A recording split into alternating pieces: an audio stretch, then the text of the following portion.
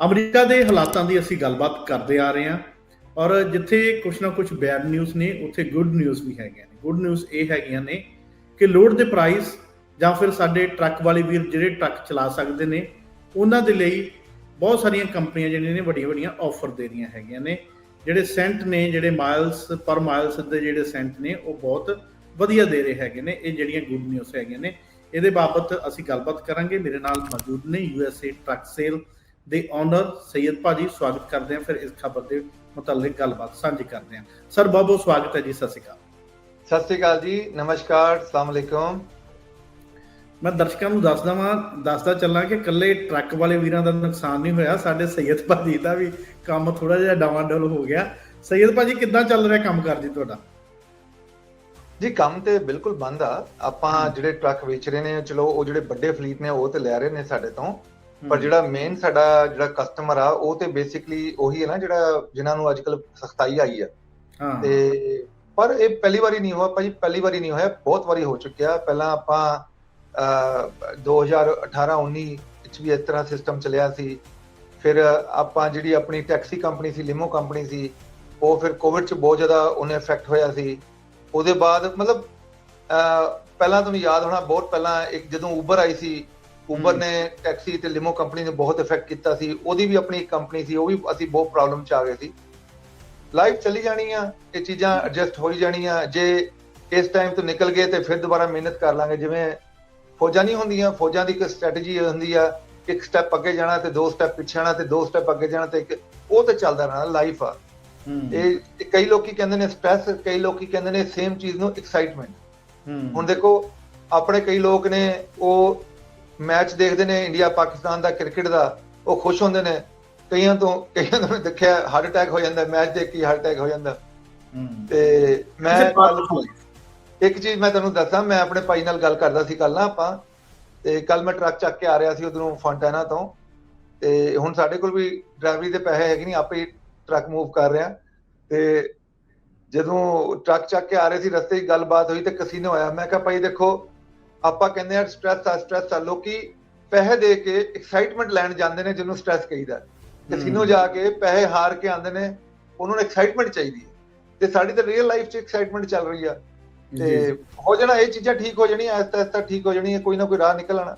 ਜੀ ਜੀ ਬਿਲਕੁਲ ਬਿਲਕੁਲ ਜੀ। ਔਰ ਜੋ ਜਿਸ ਦਿਨ ਤੋਂ ਸ਼ੈਨ ਡੱਫੀ ਹੁਣਾਂ ਦਾ ਫਰਮਾਨ ਜਾਰੀ ਹੋਇਆ 48 ਸਟੇਟਾਂ ਨੂੰ, ਅਮਰੀਕਾ ਦੀਆਂ ਨੂੰ, ਤੇ ਉਸ ਤੋਂ ਬਾਅਦ ਲੋਡ ਕੀ ਕਹਿੰਦੇ ਨੇ, ਪ੍ਰਾਈਸ ਇਨਕਰੀਜ਼ ਹੋਏ ਨੇ ਜੀ? ਜੀ ਹੁਣ ਤੇ ਇਨਕਰੀਜ਼ ਇੰਨੇ ਜ਼ਿਆਦਾ ਹੋ ਰਹੇ ਨੇ ਕਿ ਸਾਡੀ ਜਿਹੜੀ ਪ੍ਰੈਡਿਕਸ਼ਨ ਸੀਗੀ ਉੱਤੇ ਜਾਣਗੇ, ਉਤੋਂ ਤੋਂ ਗੱਲ ਬਾਹਰ ਨਿਕਲ ਗਈ ਆ। ਜੇ ਤੁਸੀਂ ਗ੍ਰਾਫ ਦੇਖੋ ਜਿਹੜਾ ਮੈਂ ਤੁਹਾਡੇ ਨਾਲ ਸ਼ੇਅਰ ਕਰ ਰਿਹਾ ਗ੍ਰਾਫ, ਇਹ ਤੁਹਾਨੂੰ ਜੀ ਗ੍ਰਾਫ ਨਜ਼ਰ ਆ ਰਿਹਾ, ਇਹ ਡਰਾਈ ਵੈਨ ਦਾ ਗ੍ਰਾਫ ਆ। ਠੀਕ ਹੈ ਭਾਜੀ। ਜੇ ਆਪਾਂ ਸ਼ੁਰੂ ਕਰੀਏ ਨਵੰਬਰ, ਦਸੰਬਰ, ਜਨਵਰੀ 'ਚ ਕੰਮ ਸ਼ੁਰੂ ਹੋ ਗਿਆ ਸੀ, ਬੈਟਰ ਹੋ ਗਿਆ ਸੀ। $2.15 ਸਪੌਟ ਰੇਟ ਚਲਾ ਗਿਆ ਸੀ, ਜਿਹੜੀ ਯੈਲੋ ਵਾਲੀ ਲਾਈਨ ਆ। ਉਹਦੇ ਬਾਅਦ ਜਮਾ ਹੀ ਡਾਊਨ ਰਿਹਾ, $2.02, $1.99। ਅੱਜ ਦਾ ਜਿਹੜਾ ਰੇਟ ਆ ਅਕਤੂਬਰ ਦਾ, $2.13। ਪਰ ਇੱਕ ਹੋਰ ਚੀਜ਼ ਦੇਖੋ, ਜਿਹੜਾ ਕੌਂਟਰੈਕਟ ਆ ਨਾ ਉਹ ਥੱਲੇ ਜਾ ਰਿਹਾ। ਕੌਂਟਰੈਕਟ ਥੱਲੇ ਜਾਣ ਦਾ ਜੀ ਉਤਲੀ ਲਾਈਨ ਆ, ਉਹਦਾ ਮਕਸਦ ਇਹ ਆ ਕਿ ਜਿਹੜੀ ਕੰਪਨੀਆਂ ਨੇ ਉਹਨਾਂ ਕੋਲ ਵੀ ਡਰਾਈਵਰ ਨਹੀਂ ਹੈਗੇ, ਤੇ ਉਹਨਾਂ ਨੇ ਜਿਹੜੇ ਕੌਂਟਰੈਕਟ ਕੀਤੇ ਨੇ ਆਲਰੇਡੀ ਉਹ ਪੂਰੇ ਨਹੀਂ ਕਰ ਪਾ ਰਹੇ, ਤੇ ਉਹ ਸਪੌਟ ਮਾਰਕੀਟ 'ਚ ਸੁੱਟ ਰਹੇ ਨੇ। ਠੀਕ ਹੈ ਜੀ। ਤੇ ਆਪਾਂ ਜੇ ਉਹਨੂੰ ਚੇਂਜ ਕਰੀਏ, ਹੁਣ ਆਪਾਂ ਰੀਫਰ ਤੇ ਜਾਈਏ, ਉਹਦਾ ਵੀ ਮੈਂ ਤੁਹਾਨੂੰ ਸਿਚੁਏਸ਼ਨ ਦਿਖਾ ਦਿੰਦਾ। ਰੀਫਰ ਰੇਟ ਦਾ ਜੇ ਤੁਸੀਂ ਦੇਖੋ ਸਿਸਟਮ, ਤੇ ਰੀਫਰ ਜਿਹੜਾ ਫੈਬਰੀ ਤੋਂ ਲੈ ਕੇ ਡਾਊਨ ਹੀ ਜਾ ਰਿਹਾ ਸੀ, $2.27, $2.35, $2.26। ਅੱਜ ਦੀ ਤਾਰੀਖ 'ਚ ਪਿਛਲੇ ਮਹੀਨੇ $2.44, ਸੌਰੀ, ਤੇ ਅੱਜ ਦੀ ਤਾਰੀਖ 'ਚ $2.50 ਆਲਰੇਡੀ ਹੋ ਗਿਆ। ਪਰ ਕੌਂਟਰੈਕਟ ਦੇਖੋ, ਕੌਂਟਰੈਕਟ ਜਿਹੜਾ ਉਹ ਕਿੰਨਾ ਜ਼ਿਆਦਾ ਡਿੱਗਿਆ। ਕੌਂਟਰੈਕਟ ਦੇ ਕਿੰਨਾ ਜ਼ਿਆਦਾ ਡਿੱਗ ਗਿਆ। ਜਿਨ੍ਹਾਂ ਨੇ ਕੌਂਟਰੈਕਟ ਕੀਤੇ ਨੇ, ਉਹਨਾਂ ਨੇ ਜਿਹੜੇ ਲੋਡ ਨੇ ਉਹ ਕੌਂਟਰੈਕਟ ਦੇ ਪੂਰੀ ਨਹੀਂ ਕਰ ਪਾ ਰਹੇ, ਤੇ ਉਹ ਸੁੱਟ ਰਹੇ ਨੇ ਮਾਰਕੀਟ 'ਚ। ਤੇ ਉਹਦੀ ਵਜ੍ਹਾ ਤੋਂ ਕੌਂਟਰੈਕਟ ਤੇ ਜਿਹੜਾ ਡਿਫਰੈਂਸ ਆ ਕੌਂਟਰੈਕਟ ਦਾ ਤੇ ਸਪੌਟ ਰੇਟ ਦਾ, ਉਹ ਸਿਰਫ 18 ਸੈਂਟ ਰਹਿ ਗਿਆ। ਤੇ ਜਿਵੇਂ ਹਾਲਾਤ ਲੱਗ ਰਹੇ ਨੇ, ਇਹਨਾਂ ਨੇ ਹੋਰ ਉੱਤੇ ਜਾਣਾ ਜੀ। ਫਲੈਟ ਬੈਡ ਦੇ ਆਪਣੇ ਇੰਨੇ ਬੰਦੇ ਕੰਮ ਕਰਦੇ ਨਹੀਂ, ਜੇ ਤੁਸੀਂ ਕਹੋ ਤੇ ਮੈਂ ਉਹ ਵੀ ਸ਼ੋਅ ਕਰਾ ਦੇਣਾ। ਜੀ ਜੀ ਠੀਕ ਹੈ ਜੀ। ਜੇ ਆਪਾਂ ਫਲੈਟ ਬੈਡ ਵਾਲੇ ਜਾਈਏ ਤੇ ਉਹਦੇ 'ਚ ਜਿਹੜੀ ਸਟੋਰੀ ਆ ਉਹ ਕੰਪਲੀਟਲੀ ਆਪੋਜ਼ਿਟ ਚੱਲਦੀ ਆ ਜੀ। ਇੱਕ ਮਿੰਟ ਦਿਓ, ਮੈਂ ਤੁਹਾਨੂੰ ਫਲੈਟ ਬੈਡ ਵੀ ਸ਼ੋਅ ਕਰਾ ਦਾਂ। ਇਹ ਦੇਖੋ ਫਲੈਟ ਬੈਡ ਦਾ ਖਾਲੀ ਇਹ ਨਹੀਂ ਹੈਗਾ ਪ੍ਰਾਈਸ ਉੱਤੇ ਜਾ ਰਹੀ ਹੈ, ਕੰਟਰੈਕਟ ਵੀ ਉੱਤੇ ਜਾ ਰਹੇ ਨੇ which does not make sense। ਉਹਦੀ ਰੀਜ਼ਨ ਕੀ ਆ? ਦੇਖੋ ਇਹ ਜਿਹੜੀ ਪ੍ਰਾਈਸ ਸੀ $2.50 ਸੀਗੀ ਪਿਛਲੇ ਮਹੀਨੇ, ਇਸ ਮਹੀਨੇ $2.57, ਪਰ ਕੰਟਰੈਕਟ ਜਿਹੜਾ ਸੀਗਾ $3.06 ਸੀਗਾ, ਅੱਜ ਦੀ ਰੇਟ 'ਚ $3.19 ਆ। ਉਹਦੀ ਮੇਰੇ ਮਾਈਂਡ 'ਚ ਤਾਂ ਇਹੀ ਆਉਂਦਾ ਕਿ ਜਿਹੜਾ ਫਲੈਟ ਬੈਡ ਦਾ ਕੰਮ ਆ ਉਹ ਵਿੰਟਰ ਕਰਕੇ ਥੋੜਾ ਜਿਹਾ ਹੋਰ ਠੰਡਾ ਹੋ ਰਿਹਾ, ਮਤਲਬ ਮਾਰਕੀਟ 'ਚ ਚੱਲਦਾ ਤਾਂ ਹੈਗਾ ਫਲੈਟ ਬੈਡ ਪਰ ਠੰਡਾ ਹੋ ਰਿਹਾ। ਈਵਨ ਦੋ ਰੇਟ ਵੀ ਚੱਕੇ ਜਾ ਰਹੇ ਨੇ, ਡਰਾਈਵਰਾਂ ਦੀ ਸ਼ਾਰਟੇਜ ਹੋਈ ਆ, ਪਰ ਜਿਹੜੇ ਕੰਟਰੈਕਟ ਨੇ ਉਹਨਾਂ ਦੀ ਪ੍ਰਾਈਸ ਵੀ ਉੱਤੇ ਜਾ ਰਹੀ ਆ। ਤੇ ਇਹ ਤਿੰਨ ਮਾਰਕੀਟਾਂ ਤੁਸੀਂ ਦੇਖ ਲਈਆਂ, ਪਰ ਕਹਿਣ ਦਾ ਮਕਸਦ ਹੈ ਕਿ one way to the other ਜਿਹੜੀ ਵੀ ਮਾਰਕੀਟਾਂ ਨੇ ਉਹਨਾਂ ਦਾ ਜਿਹੜਾ ਸਿਸਟਮ ਆ ਉਹ ਹੁਣ ਚੱਕਿਆ ਜਾ ਰਿਹਾ। ਜੀ ਜੀ ਬਿਲਕੁਲ ਜੀ, ਕਿਉਂਕਿ ਇਹ ਜਿਹੜੇ ਲੋਡ ਨੇ ਇਹ ਤਾਂ ਹਜੇ ਸਟਾਰਟਿੰਗ ਹੈ ਸੈਯਦ ਭਾਜੀ, ਇਹ ਤਾਂ ਪਹਿਲਾ ਵੀਕ ਹੀ ਆ ਜਿਹੜਾ ਜਦੋਂ ਨਿਊਜ਼ ਆਉਣ ਤੋਂ ਬਾਅਦ, ਹਜੇ ਮੰਡੇ ਟਿਊਜ਼ਡੇ ਅਗਲਾ ਜਿਹੜਾ ਵੀਕ ਆਉਣਾ ਹੈ, ਫਿਰ ਫਰਾਈਡੇ ਨੂੰ ਦੇਖਿਓ ਲੋਡ ਦੇ ਪ੍ਰਾਈਸ ਕਿੱਥੇ ਜਾਂਦੇ ਨੇ। ਜਿਸ ਤਰੀਕੇ ਦੇ ਨਾਲ ਸਾਡੇ ਟਰੱਕ ਵਾਲੇ ਵੀਰ ਘਰ ਬਹਿ ਗਏ ਹੋਏ ਨੇ, ਔਰ ਖਾਸ ਕਰਕੇ ਜਿਵੇਂ ਤੁਸੀਂ ਕੰਟਰੈਕਟ ਦੀ ਗੱਲ ਕੀਤੀ ਹੈ, ਉਹ ਕੰਪਨੀਆਂ ਆ ਜਿਹੜੀਆਂ ਨੇ ਉਹਨਾਂ ਕੋਲ ਲੋਡ ਜਿਹੜੇ ਨੇ ਟਾਈਮ ਸਿਰ ਲੱਥ ਨਹੀਂ ਰਹੇ ਹੈਗੇ। ਜਿਸ ਤਰੀਕੇ ਨਾਲ ਪੰਜਾਬੀ ਵੀਰ ਜਿਹੜੇ ਚਲਾ ਲੈਂਦੇ ਸੀਗੇ ਟਰੱਕ, ਤੇ ਉਹ ਹੁਣ ਉਹ ਵੀ ਦਿੱਕਤ ਦੇ ਵਿੱਚ ਨੇ। ਇਸੇ ਕਰਕੇ ਹੁਣ ਕੰਪਨੀਆਂ ਦੀਆਂ ਐਡਾਂ ਆਉਣੀਆਂ ਸ਼ੁਰੂ ਹੋ ਗਈਆਂ ਕਿ ਟਰੱਕ ਡਰਾਈਵਰਾਂ ਦੀ ਲੋਡ ਹੈਗੀ ਆ ਤੇ 70 ਸੈਂਟ ਪਰ ਮਾਈਲ ਦਵਾਂਗੇ। ਜੀ ਹਾਲੇ ਤਾਂ ਸ਼ੁਰੂਆਤ ਆ, ਹਾਲੇ ਸ਼ੁਰੂਆਤ ਹੈ। ਦੇਖੋ ਨਾ ਤੁਸੀਂ ਜਿਹੜੇ ਆਪਣਾ ਗੱਲਬਾਤ ਕਰ ਰਹੇ ਆ, 2 ਲੱਖ ਡਰਾਈਵਰ ਬਾਹਰ ਨਿਕਲ ਜਾਣੇ, ਤੇ 2 ਲੱਖ ਡਰਾਈਵਰ ਉਹ ਨੇ ਜਿਹੜੇ ਐਕਚੁਅਲੀ ਡਰਾਈਵਰ ਨੇ, ਉਹਨਾਂ ਨੇ ਖਾਲੀ ਸੀਰੀਅਲ ਦਿਖਾਉਣ ਵਾਸਤੇ ਨਹੀਂ ਲੈ ਕੇ ਰੱਖਿਆ। ਜਿਵੇਂ ਮੈਂ ਹੁਣ ਡਰਾਈਵਰੀ ਨਹੀਂ ਕਰਦਾ, ਮੇਰੇ ਕੋਲ ਸੀਰੀਅਲ ਹੈਗਾ, ਪਰ ਮੈਂ ਐਕਚੁਅਲ ਡਰਾਈਵਰ ਤਾਂ ਨਹੀਂ ਹੈਗਾ ਨਾ ਜੀ।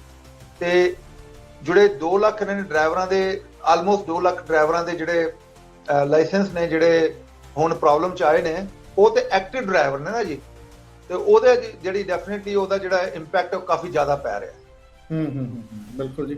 ਔਰ ਤੁਹਾਨੂੰ ਕੀ ਲੱਗਦਾ ਸੈਯਦ ਭਾਜੀ, ਕਿਉਂਕਿ ਤੁਸੀਂ ਲੰਬਾ ਅਰਸਾ ਇਸੇ ਇੰਡਸਟਰੀ ਦੇ ਵਿੱਚ ਰਹੇ ਹੈਗੇ ਹੋ, ਲੰਬਾ ਤੁਹਾਡਾ ਐਕਸਪੀਰੀਅੰਸ ਹੈ, ਤੁਹਾਨੂੰ ਲੱਗਦਾ ਕਿ ਇਸ ਹਾਲਾਤਾਂ ਦੇ ਵਿੱਚ, ਕਿਉਂਕਿ ਲੋਡ ਲੱਥਣੇ ਨਹੀਂ ਹੈ, ਮਹਿੰਗਾਈ ਵਧਣੀ ਹੈਗੀ ਹੈ, ਬਹੁਤ ਘੱਟ ਡਰਾਈਵਰ ਰਹਿ ਜਾਣੇ ਨੇ ਰੋਡ ਦੇ ਉੱਪਰ, ਟਰੱਕ ਘੱਟ ਚੱਲਣੇ ਨੇ, ਕਿ ਕੋਈ ਸਰਕਾਰ ਇਸ ਨੂੰ ਬੈਕ ਵੀ ਇਹਦਾ ਕਰ ਸਕਦੀ ਹੈ ਕਿ ਇਹ ਜਿਹੜੇ ਜੋ ਆਰਡਰ ਕੀਤੇ ਹੈਗੇ ਨੇ ਸ਼ੈਨ ਡੱਫੀ ਸਾਹਿਬ ਨੇ, ਉਹਨਾਂ ਨੂੰ ਵਾਪਸ ਵੀ ਲੈ ਸਕਦੇ ਜਾਂ ਇਹਦੇ ਉੱਪਰ ਚੇਂਜਸ ਕਰਨੇ ਪੈਣਗੇ ਇਹਨਾਂ ਨੂੰ? ਨਹੀਂ, ਮੈਂ ਤੇ ਇਸ ਚੀਜ਼ ਨੂੰ ਬਿਲਕੁਲ ਨਹੀਂ ਸਮਝਦਾ। ਮੈਨੂੰ ਤੇ ਲੱਗਦਾ ਕਿ ਜਿਹੜਾ ਕਾਨੂੰਨ ਆ ਉਹਨੂੰ ਆਪਾਂ ਉਹਦੇ ਨਾਲ ਹੀ ਚੱਲਣਾ, ਜਿਹੜਾ ਉਹਨਾਂ ਨੇ ਕਾਨੂੰਨ ਬਣਾਉਣਾ ਆਪਾਂ ਉਹਦੇ ਨਾਲ ਚੱਲਣਾ। ਠੀਕ ਹੈ ਜੀ। ਮੈਨੂੰ ਵੀ ਕਾਫੀ ਕਾਲਾਂ ਆਈਆਂ, ਭਾਜੀ ਇਸ ਤਰ੍ਹਾਂ ਕਰ ਲਈ, ਉਸ ਤਰ੍ਹਾਂ ਕਰ ਲਈਏ। ਮੈਂ ਕਿਹਾ ਭਾਈ ਕਾਨੂੰਨ ਆ, ਕਾਨੂੰਨ ਦੇ ਨਾਲ ਚੱਲਣਾ।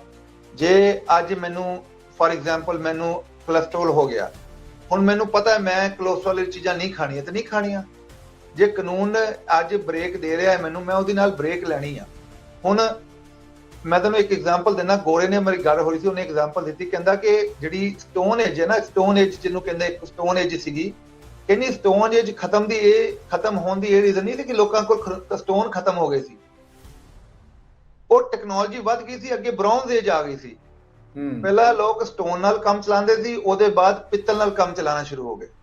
ਤੇ ਜਿਵੇਂ ਡੈਫ ਦੀ ਐਗਜ਼ਾਮਪਲ ਆ, ਡੈਫ ਅੱਜ ਤੱਕ ਅਸੀਂ ਸੋਚਦੇ ਰਹੇ ਸੀ ਕਿ ਡੈਫ ਬਾਕਸ ਖੋਲ ਕੇ ਉਹਨੂੰ ਭੱਟੀ ਚ ਪਾ ਕੇ ਸਾਫ਼ ਕਰਨਾ, ਹੁਣ ਟੈਕਨੋਲੋਜੀ ਆ ਗਈ, ਹੁਣ ਬਿਨਾਂ ਡੈਫ ਬਾਕਸ ਖੋਲੇ ਅਸੀਂ ਸਾਫ਼ ਕਰ ਰਹੇ ਹਾਂ। ਕਈ ਜਿਹੜੇ ਆਪਣੇ ਮਕੈਨਿਕ ਨੇ ਉਹ ਤਾਂ ਬਲੀਵ ਹੀ ਨਹੀਂ ਕਰਦੇ, ਜਦੋਂ ਉਹ ਦੇਖਦੇ ਨੇ ਪ੍ਰੋਸੈਸ, ਦੇਖਦੇ ਨੇ ਡੀ-ਰੇਟ ਹੋਇਆ ਟਰੱਕ ਆਇਆ, ਡੀ-ਰੇਟ ਹੋਇਆ ਟਰੱਕ ਆਇਆ, ਉਹਨੂੰ ਅਸੀਂ ਸਾਫ਼ ਕੀਤਾ, ਉਹ ਵੀ ਠੀਕ ਹੋ ਗਿਆ, ਰੀਜਨ ਲੈ ਲਿਆ, ਉਹਨੇ ਚੱਲ ਪਿਆ। ਤੇ ਟੈਕਨੋਲੋਜੀ ਜਿਹੜੀ ਹੈ ਨਾ ਉਹ ਚੇਂਜ ਹੋ ਰਹੀ ਆ, ਜਿਹੜੇ ਲਾਅ ਜਿਹੜਾ ਉਹ ਚੇਂਜ ਹੋ ਰਿਹਾ। ਲਾਅ ਉਹਨਾਂ ਕੋਲ ਬਹੁਤ ਜ਼ਿਆਦਾ ਡਾਟਾ ਹੈਗਾ, ਜਿਹੜੇ ਡਾਟਾ ਨਾਲ ਉਹ ਗੱਲ ਕਰਦੇ। ਹੁਣ ਜਦੋਂ ਆਪਾਂ ਉਹਨਾਂ ਦੀ ਗੱਲ ਦੇਖਦੇ ਹਾਂ, ਆਪਾਂ ਉਹਨਾਂ ਦੇ ਗੱਲਾਂ 'ਚ ਆਪਣਾ ਸਿਸਟਮ ਚਲਾਣਾ, ਉਹਨਾਂ ਨੂੰ ਆਪਾਂ ਇਹ ਨਹੀਂ ਸੋਚ ਸਕਦੇ ਕਿ ਯਾਰ ਉਹ ਸਾਡੀ ਗੱਲਾਂ ਨੂੰ ਸੁਣ ਕੇ ਆਪਣਾ ਜਿਹੜਾ ਉਹਨਾਂ ਦਾ ਡਿਸੀਜਨ ਹੈ ਉਹ ਚੇਂਜ ਕਰ ਲੈਣਗੇ। ਹੋ ਸਕਦਾ ਚੇਂਜ ਵੀ ਹੋ ਜਾਏ, ਡੋਂਟ ਟੇਕ ਮੀ ਰੌਂਗ, ਪਰ ਹੋਇਆ ਨਹੀਂ। ਜਦੋਂ ਤੱਕ ਕੋਈ ਚੇਂਜ ਆਈ ਹੈ ਨਾ, ਉਹ ਜਦੋਂ ਆਏਗੀ, ਪਰ ਜਿਹੜੀ ਅੱਜ ਸਰਕਮਸਟੈਂਸਸ ਅਵੇਲੇਬਲ ਨੇ ਆਪਾਂ ਉਹਦੇ ਨਾਲ ਚੱਲਣਾ। ਹੁਣ ਉਹਦੇ ਨਾਲ ਜੇ ਮੈਂ ਆਪਣਾ ਸਿਸਟਮ ਹੈਗਾ, ਮੈਂ ਇਹਦੇ 'ਚ ਮੇਰੇ ਕੋਲ ਪੋਜ਼ਿਟਿਵ ਨਹੀਂ ਹੈਗਾ। ਜਿਵੇਂ ਇੱਕ ਮੇਰੇ ਫਰੈਂਡ ਹੈਗੇ, ਉਹਨਾਂ ਦਾ ਸੇਮ ਸਿਸਟਮ ਹੈਗਾ, ਉਹਨਾਂ ਦਾ ਜਿਹੜਾ ਡਰਾਈਵਿੰਗ ਲਾਇਸੈਂਸ ਆ ਉਹ ਹੁਣ ਪ੍ਰੋਬਲਮ 'ਚ ਆ ਗਿਆ, ਤੇ ਉਹਨਾਂ ਨੇ ਇੱਕ ਸਿਟੀਜ਼ਨ ਨੂੰ ਹਾਇਰ ਕਰ ਲਿਆ ਤੇ ਉਹਨੂੰ ਡਰਾਈਵਰ ਬਣਾ ਲਿਆ, ਤੇ ਉਹਦੇ ਨਾਲ ਉਹਨਾਂ ਦਾ ਕੰਮ ਚੱਲੀ ਜਾਣਾ। ਏਦਾਂ ਫਿਰ ਹੋਰ ਵੀ ਬਹੁਤ ਸਾਰੇ ਆਪਣੇ ਲੋਕੀ ਜਿਹੜੇ ਨੇ ਉਹ ਇਹਦੇ 'ਚ ਕੰਟਰੀਬਿਊਟ ਕਰ ਰਹੇ ਨੇ, ਕਿਉਂਕਿ ਦੇਖੋ ਇਹ ਮਕਸਦ ਨਹੀਂ ਹੈਗਾ ਕਿ ਮੈਂ ਡਰਾਈਵਰ ਹੀ ਬਣਨਾ।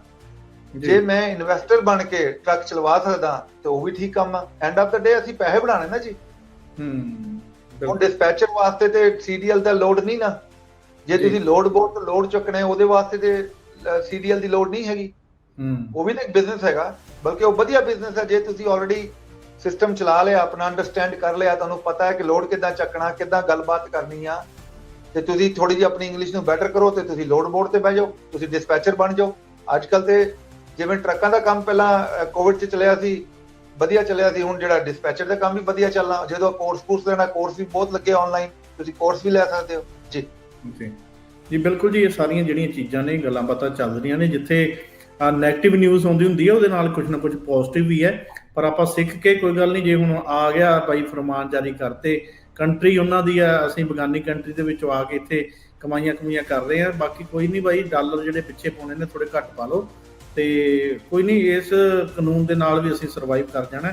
ਮਿਹਨਤੀ ਕੌਮ ਹੈਗੇ ਆ ਸਾਡੇ ਭਾਵੇਂ ਪਾਕਿਸਤਾਨੀ ਭਰਾ ਨੇ, ਸਾਡੇ ਭਾਵੇਂ ਇੱਧਰਲੇ ਚੜ੍ਹਦੇ ਪਾਸੇ ਵਾਲੇ ਪੰਜਾਬੀ ਭਰਾ ਨੇ, ਤੇ ਕੋਈ ਨਹੀਂ, ਇਸ ਚੀਜ਼ ਤੋਂ ਵੀ ਆਪਾਂ ਨਿਕਲ ਜਾਣਾ ਹੈਗਾ। ਸਈਦ ਭਾਜੀ ਬਹੁਤ ਬਹੁਤ ਸ਼ੁਕਰੀਆ ਜੀ, ਤੁਸੀਂ ਆ ਵਿਚਾਰਾ ਸਾਡੇ ਦਰਸ਼ਕਾਂ ਨਾਲ ਸਾਂਝੇ।